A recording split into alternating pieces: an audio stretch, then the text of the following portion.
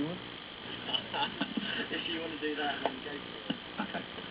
So what we've got here, over the whole bed, we've improved 5 large pits and built them up into mounds with lots of compost, lots of fertiliser. And this is specifically for growing squash into. This is winter squash. So it's not just pumpkins, it's not just courgettes or summer squash. Winter squash, which we'll store all the way through, hopefully till next year. And so the ground has actually been raised up around the whole planting area. And this will actually, again, improve the thermal holding. All this place will get the sun during the day, even if there's only a small amount of sun during the day. That will keep this soil a little bit warmer than it otherwise would do. We're on a slight slope here, facing south, facing the sun as well.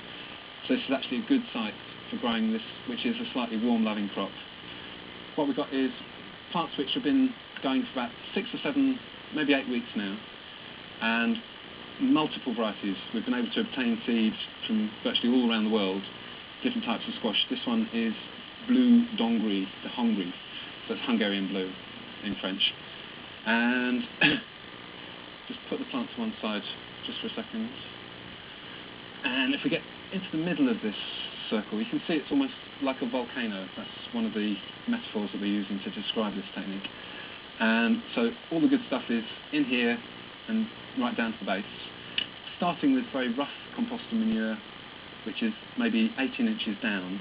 So once the plants have got very well established and have grown down to that level, they'll be accessing rawer material, but that will be in a month or two's time, by which time it'll be broken down, and the plant will be so strong that it can penetrate into fairly raw organic matter and still do right.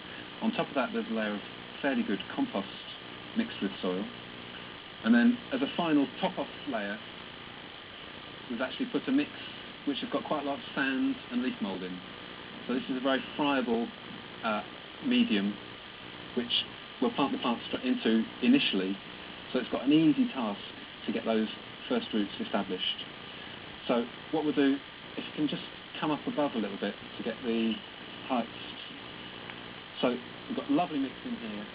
We're just going to move some of the stuff that's been dry on the surface, some few stones in the top, just out to the side, and then progressively work our way down, taking out a little bit of this mix all the way around in a circle. So this is all good friable stuff. This is what we want around the roots to help them initially root.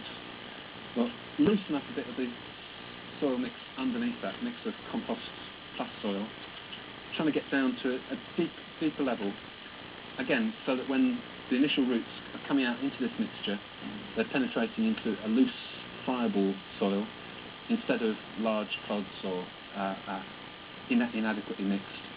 Just go down a little bit more, bring that mixture out all around the sides. So I've now got something of a depression in the middle of the volcano.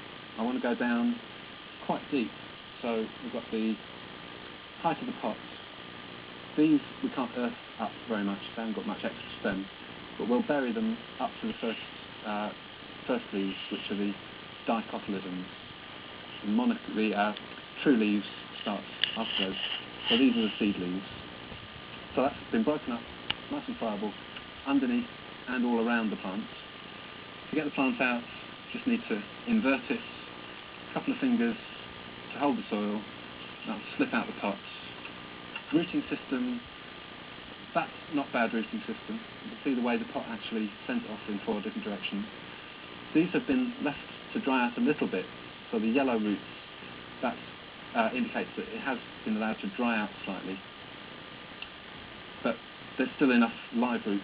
You can see it's actually holding all the potting mixture in the pot in shape. So pop that into the middle, try and get the plants standing up fairly vertically to begin with. And to begin with, we'll just nestle the roots down into the soil mix, keep it in place, and then in a circle, bring in the loose friable material all around in a circle, so we're ending up back with a slight depression in the middle. So, first we'll just turn that in gently. So initially it's just a question of positioning the plant so it's in the middle of that hole and centred, coming up nice and vertically. Next what we're actually going to do is firm it in. So we've got a very loose, friable mix, which we can afford to firm in quite strongly without doing any damage to the roots. If you can see, I'm pressing down quite far away from where the plant was actually put in. So there's a buffer zone of 3 or 4 inches of this loose